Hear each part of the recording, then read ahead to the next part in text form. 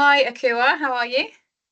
Hi, Gemma. Yeah, I'm great, thank you. And yourself? I'm really good. Good, good, Happy good. Black History Month. Yeah, thank you.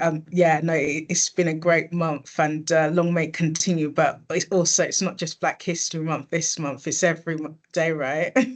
Yeah, absolutely it is. Good. Right. I have got you on today because I want to talk to you about your career pathway. So you're a senior EUC engineer and STEM ambassador. And STEM, it stands for science, technology, engineering, and maths. Yes, And that's the correct. reason I've got you in is because engineering is predominantly sort of a male dominated industry. And we're really keen to get sort of young aspiring girls into that sort of avenue. So how did you get into it?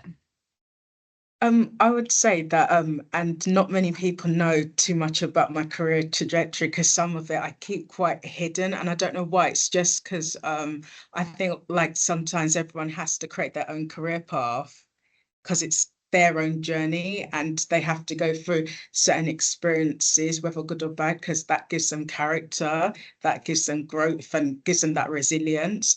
But in terms of my own career path, I originally wanted to be a pediatrician up until when I was about 16 years old. So a pediatrician is a doctor that looks after children and adolescents, helps them in terms of any kind of health conditions.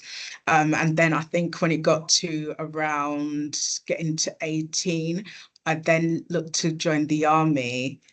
So in terms of the army, the reason before looking at joining the army was because I was into a lot of charity work even from a young age. And I remember I did a bit of work with St. John's Ambulance. So that Mm. kind of gave me the kind of aspect of learning a lot about first aid and kind of biological sciences.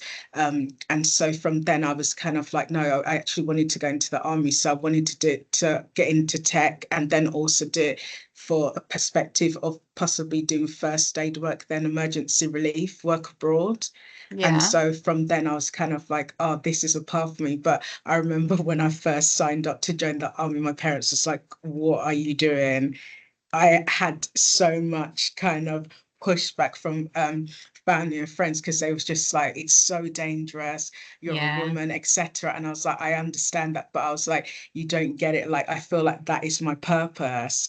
And I think I tried for a few years, but then I just gave up. And because I'm from an African heritage, so I'm from Ghana, it was kind of hard to go against my family's wishes. And I was always one of those children growing up that I kind of followed the traditional path of always listening to my parents, going along with what they wanted me to be or become.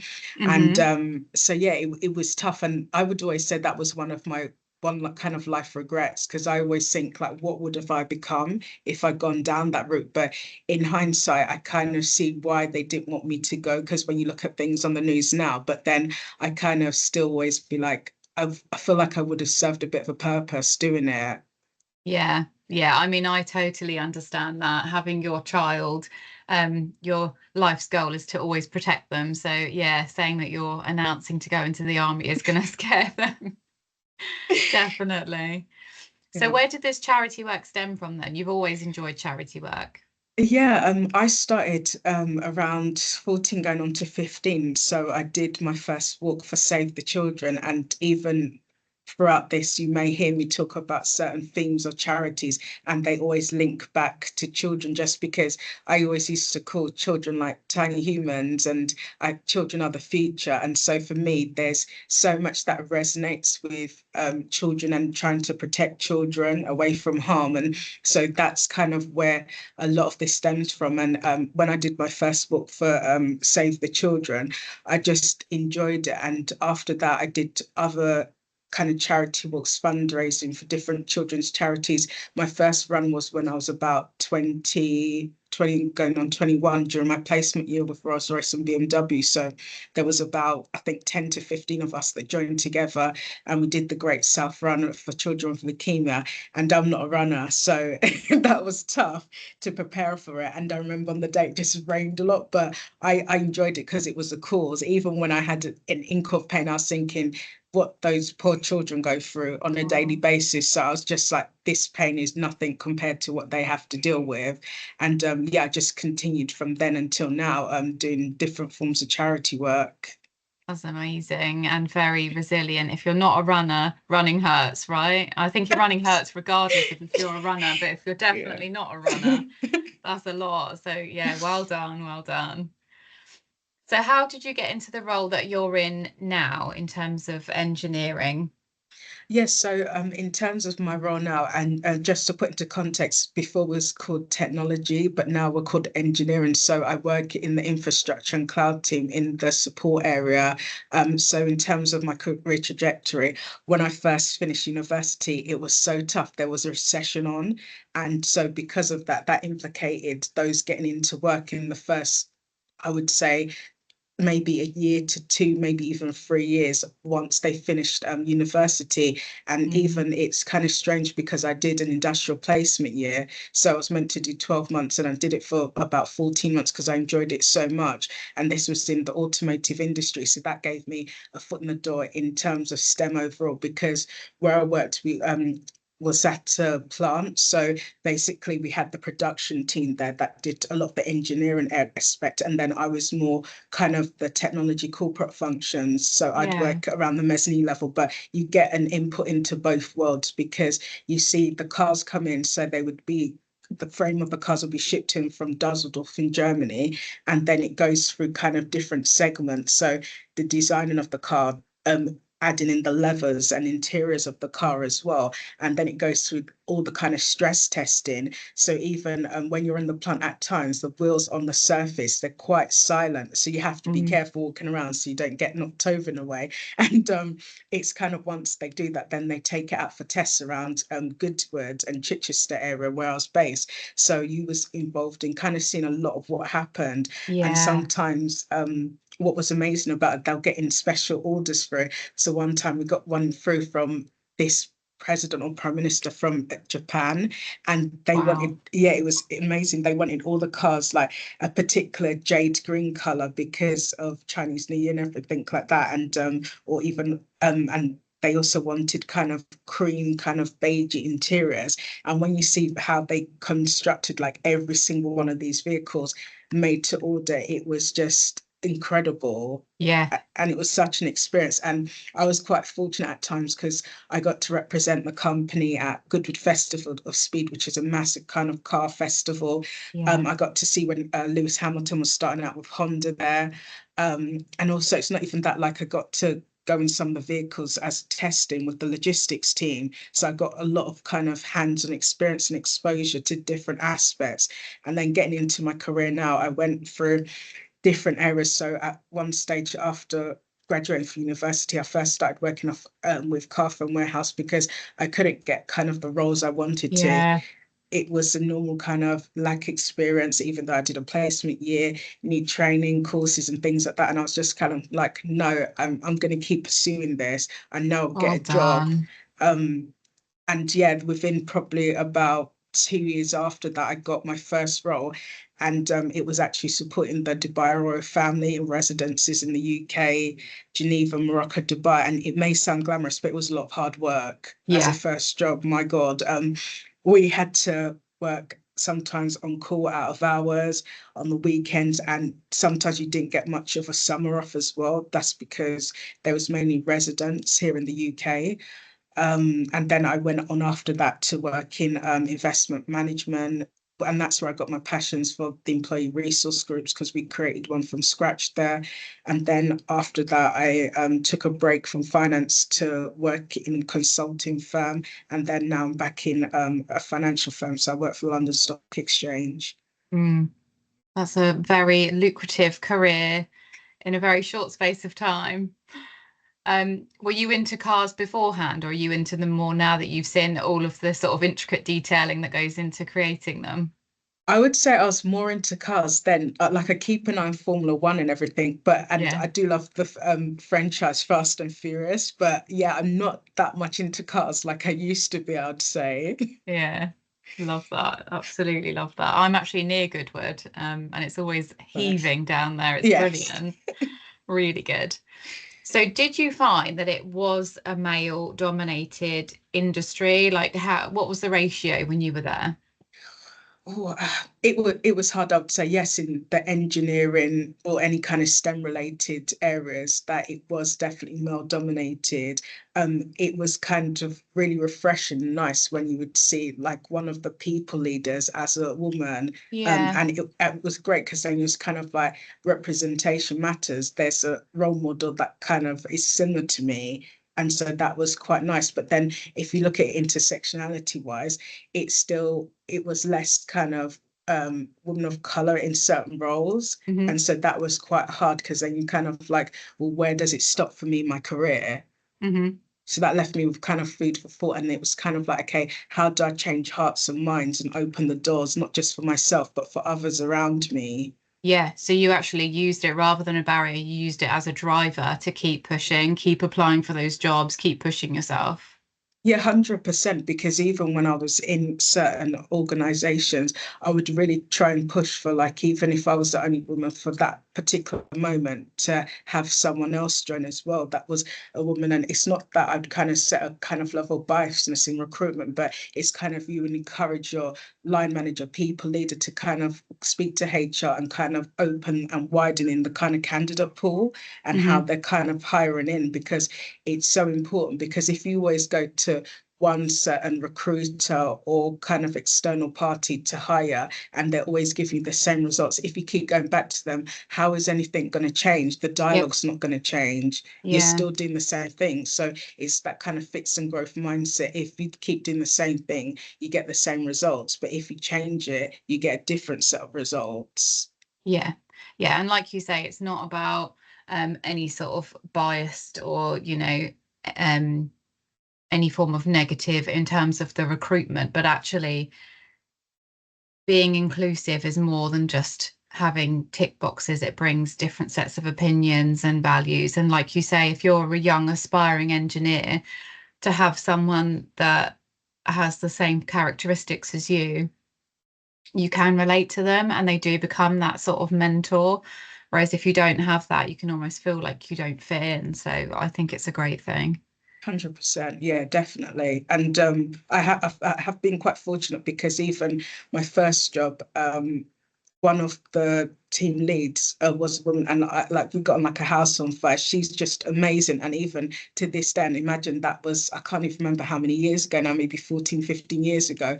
To this day, we're still in contact Yeah. because we developed, like, it wasn't just even like an employee and people leader relationship. We got on at a great kind of human level. We talked about traveling.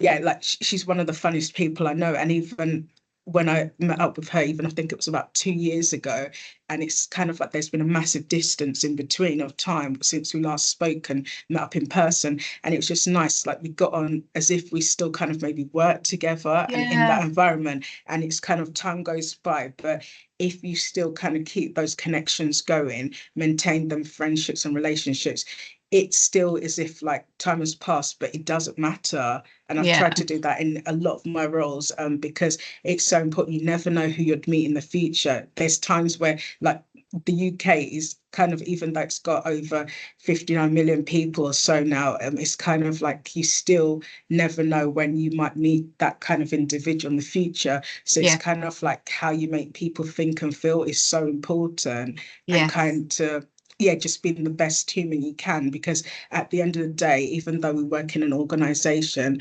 whether the person works in a maintenance role, whether the person's a CEO, whether they're a director, etc., I personally feel like you should treat people the same, because behind that individual's title, there's a human being, they have a family, etc. And sometimes we overlook those small kind of minor details that, okay, how would I want to be treated by that person? Even Yeah. it's a small thing, like even when you're going into the lifts at work, when you're coming through the front door of your organization, always say hello to the people in reception, security, because you got to remember, when anything goes down, that building has to go on lockdown, anything like that. Those are the key people, initial people that are going to Yeah. be saving individuals' lives and things like that. And it's not even that, it's just about respect. I agree. We And they always overlook say, that. like, you don't always remember what someone said to you or what they did for you, but you always remember how they made you feel. 100%. So yeah, always leave conversations with them feeling happy. Lovely. Do you think there's a shift from back then when you first started to now? Have you seen things sort of change and evolve for the better?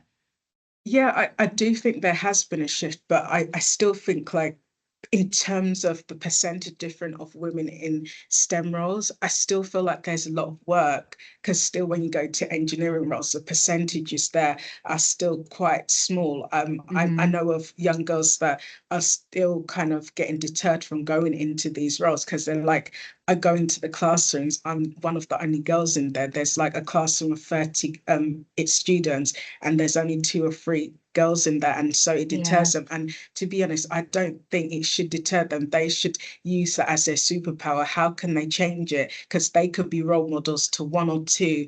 Or a couple of girls that are a couple of years younger than them, and they yeah. see them and be like, you know what, I'm going to take the plunge and do that. And I feel like you never know who you're inspiring, so never feel deterred and think, oh, I can't do that. Someone is always watching what you're doing or seeing kind of like your career trajectory, thinking, do you know what, like I've got the belief if that person can do it, I can do it as well.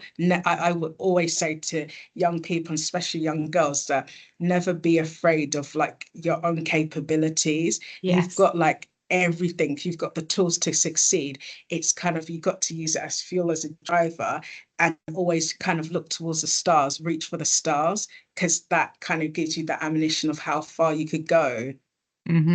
Absolutely, absolutely agree. So outside of your role and outside of your ambassador um charity work, sorry, you are also a STEM ambassador. So you are an advocate in sort of fighting for getting more people into it. What's your ambition? What would you like to see happen? I I got to say my ambition is definitely by not even 2030, because why wait to like another like ages away. No, honestly, I want a year upon year see, even if it's like 10%, Yeah. 15%, even I want to say 20 to 50, but I have to be realistic. But I want to see like a massive like shake up where the percentages are increasing. We recently had a bit of a roundtable here at work where we was talking with our CTO about how we want to change the dial. And he's brilliant. He's a massive advocate and sponsor. He's been sitting back listening. And the great thing about him and also our CIO here, I'll break it down. So CTO means Chief Technology Officer, CIO means Chief Information Officer. So they govern a lot of like the technology positions, operations within the technology department. So they're the key kind of decision makers and sponsors and budget holders, and then it filters down into different segments and divisions. But in terms of him as a his position here, he's willing to listen and to ideas and invest in that time. And he's come from an organization previously where they did more sponsorship than mentorship. And I think that that is definitely a way to go, because all the time you hear a lot about you hear a lot about mentors, but mentors give you that professional guidance. Yeah. Sponsors are those that talk about you when you're not in certain rooms, so they elevate you, they help elevate your career. So if you do great work, that sponsor's always saying, oh, if a position comes up or a project comes up, they'll be like, I know a perfect candidate. And it doesn't mean they're showing bias and overlooking other individuals, but they help you in a way, give you that opportunity to get your foot in the door slightly earlier. Yeah, they've seen your And yeah, potential. 100%. And it's so important and key to kind of have that sponsor. Even myself, in different ways, shape or forms, every one of my connections on LinkedIn, some way, shape or form, I've mentioned their names and rooms and they're not even aware of it. So Hmm. if like they got an event coming up, I might mention it to someone if they need extra hands to for a hackathon or different kind of events. I might say like, I know X, Y, and Z, or I might kind of like put it onto a community or group's radar to give them that support. And I feel like you should never kind of discount the value of championing someone, because also they could be having a bad day, and Yeah. seeing someone just say like a thank you to them or you're doing great work, it kind of builds their confidence, and it can turn a terrible day for them to better day. And I feel like people kind of overlook that because it's that element of kindness. It kind of is so important how you kind of you got to be careful sometimes. And I know I said it previously, but it does come down to it that we never know certain personal struggles people are going Yeah. through. Someone could be walking past you smiling away, but internally you don't know what is going on. And them just getting championed, or someone like saying to them, like, you know what, great job. It doesn't hurt to say that. Even in the workplace, I think sometimes not enough do we say thank you and say great job to people for Yeah. projects. Some people work on stuff for long periods of time. We don't see them like going home late at night, sometimes not even having that much of a break. But we got to remember, like, they're putting in so many key hours just to keep the clocks to like working. And Yeah. so just saying thank you, good job. It doesn't take too much to do that, even to your peers and your immediate team. Just sometimes just say the odd thing like, you know what, thank you for that. You don't even have to say it in front of an audience or anything like that, but even to them directly, that means so much by going, Yeah. thank you for doing that. Like, you helped me save XYZ hours. Like, that is helping our company save money. All these little things all add up. I agree with that. And I think there's actually stats on that, isn't there? That you're something like 10 times more likely to make a complaint than you are to give sort of gratitude. When you're asked to complete a survey, most people fill it in if they've got some sort of like issue to raise rather than, yeah, praise to give. So yeah, if we can flip the dial on that, that would be amazing. I completely agree. So, if we want to see big changes in terms of women in engineering and we want to hit that 20 to 50%, what is it that you think we need to do? I guess it starts from sort of like school age. Yeah, definitely. I always say start at grassroots. And when I'm in grassroots, if you kind of start giving young people, and or kind of, I would say even under the age of 7, 8, the tools in terms of resources, books to read, see where they can kind of like also do a bit of self-learning themselves, because we have things such as is it World Book Day? Yeah. And yeah, and when the kids can dress up, they could dress up as their role models, people that they may want to be like in the future. And that even in itself gives them empowerment for like for one day in like in this life, that they could be like that superhero. And Hmm. it makes them happy. Like, I remember seeing some of my friends, because I don't have kids at the moment, but I remember seeing some of my friends' kids, some dress up as Harry Potter, put Yeah. the lightning sign on their forehead and Yeah. various things like that. And you just think, oh my God, like, you know what, we're giving them the tools to dream big. And it's kind of, there's a saying like, little girls with dreams become women with vision. And I think that's so empowering for young girls, because it's the truth. Like, they can be in their rooms like doing homework, and then sometimes they have food for thought. They might write something down, doodle, what however they want to express it. And once they vision it and see it there in the future, it's kind of like whatever they dreamed about, it can come true. But Yeah. also they have to put in the hard work. They got to have show that commitment. And it's just like even playing a sport. For you to get good at that discipline, you have to keep putting in the hard work, whether it's a training, making sure you go to all the sessions, and then build up that skill set to become better and better, better. Because even young children, they do sports alongside like the core subjects as well. And Yeah. they watch on TV when you have the Olympics, they Yeah. see certain future stars. Like, look at Dina Asher Smith. She was a young girl, like met like about, she's like 28 now, like about, yeah, how many years ago. And the thing is, she kept putting in work, putting in the work. She's now gone to Worlds, Olympics. She's now gone to European, and she's won medals here and there. She's won medals with the relay team.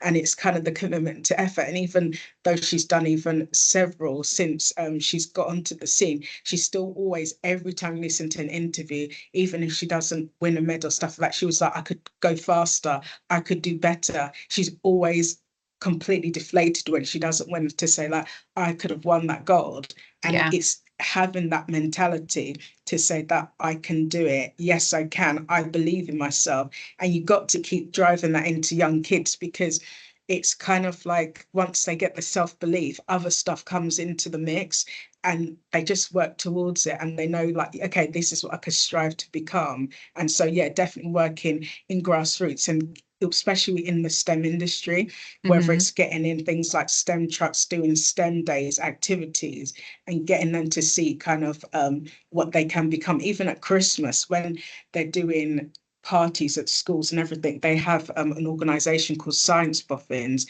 They come in, Yeah. they do science experiments, and the kids get to play with stuff. Like, I know most of the time the teachers and stuff like, because we did it once at work, we had to cover the carpet, of course, so it doesn't get ruined from the chemicals we're using, but we make it fun and light-hearted. And they get to like literally do different kind of experiments. They could even do a mini volcano erupting, and they could Yeah. be like, oh my God, that's what I can create. And that can lead them to different paths, whether they want to become a doctor, whether they want to become a geologist, whether they want to probably go work for NASA. And all this kind of stuff makes them believe. And especially, I know that I'm referring back to young girls as well, because one of my favorite films is Hidden Figures. And I've got to say, like, I think that's one of the best films that was ever made, because we didn't know too much about how women impacted like people getting onto the moon and going into Yeah. space. And Yes. to be honest, there was genius women behind there doing coordinates, Yep. mathematicians and stuff like that. And that was overlooked. And that was never kind of spoken about until like the last 10, 15 years. And it is such a shame, because even in that, it kind of made some women dull down their kind of shine and their capabilities. And it's kind of like, no, women shouldn't do that anymore. Yeah. Keep celebrating and shouting about your achievements, because you as individuals are remarkable. Us as women, we're doing so much that people don't see. And we're remarkable, we're incredible, and we need to shout about it and just celebrate our wins, whether little, big, small, however. Just celebrate yourself, because it helps you as an individual to build that confidence. Because if you can't even celebrate you, how is someone else supposed to do it for you? Yeah. Totally. Could not agree more. That's lovely. So what's next for you? What's your plan? What's your ambition? Rest. Yeah. You need a break. No, no, honestly, I am actually starting to mentor in this new cohort. So with an organization called Kajigo. So they're looking at getting like over 20,000 more young girls and women into STEM like year by year. So we've just started the new cohort. So this is the third time that I'm mentoring someone. So every year it's been Amazing. different. And I just really enjoy it, because just a smile on their faces when you talk to them and just like give them that belief. And also seeing them create things like their vision boards. And Yes. I say like I do a vision board every year. So kind of like the end of the year, I kind of have downtime where I'm looking at my goals for next year. I've even started doing them this year, to be fair. So I'm looking at my goals for next year, doing my vision board on different aspects of my life, personally and professionally, like kind of spiritually and everything. So I've got like 6 main segments. And for me, that's kind of key into helping my growth, because then I can see like what I want to become the next year, the year after. And I've also got a 3 to 5 year career plan, because I think to myself, like, never stop dreaming. Even if something goes wrong, I don't get that promotion, I might not get it in 6 months' time. I'm going to try for it in a year and make Yeah. damn sure I get it in a year. So Yes. yeah, I'm just kind of, yeah, looking forward to, yeah, being part of this mentoring program, doing quite a lot of work hopefully soon with UN Women on women's safety, because I feel like it's quite key this time of year. It's getting darker, things like that, to highlight that. And also I kind of want to on the side, and this is not for now because I don't have the capacity, but in 2 3 years time I definitely kind of want to coach young girls in sport. I'm still trying to, I'm in an R and over whether it'll be netball or football, but I kind of want to do that on the side, because I feel like just doing team sports, it kind of helped me as an individual, because I'm still Yes. quite introverted, but I feel like it shows you skills that you could bring to the workplace, from teamwork, collaboration, communication. So Resilience, yeah, yeah, 100%. everything, Yeah, drive, determination. I could not agree bucket more. loads. Yeah. Yes, absolutely agree. Amazing. Okay, so one piece of advice then that you would give to young girls looking to get into STEM. Yeah, I would say, yeah, always believe in your capabilities, and always believe that you have the strength within to do whatever you want to. Like, the world is your oyster, and it's kind of, yeah, just never be afraid of what you can achieve, because there's so many great roles out there for you to do. You just got to find your own path and find what you think would kind of fuel your passion. And definitely, I always say passion is quite a key driver. Do what kind of would make you happy and fuels your Yeah, passion, because then you're going to give it your all and be the best person you can be. And yeah, just always remember to be kind in every element of your life, because when you're kinder to people, you're happier, and it brings out the best in you as well. amazing. Thank you so much. I thoroughly enjoyed talking to you. I shall be stalking you on LinkedIn, seeing your journey, supporting you. I won't be running with you, but I will definitely support you from the I've given up sidelines. running. Yeah, my knees, they're getting old. They're getting old. Oh, okay. Well, thank you so much, darling. You're so welcome.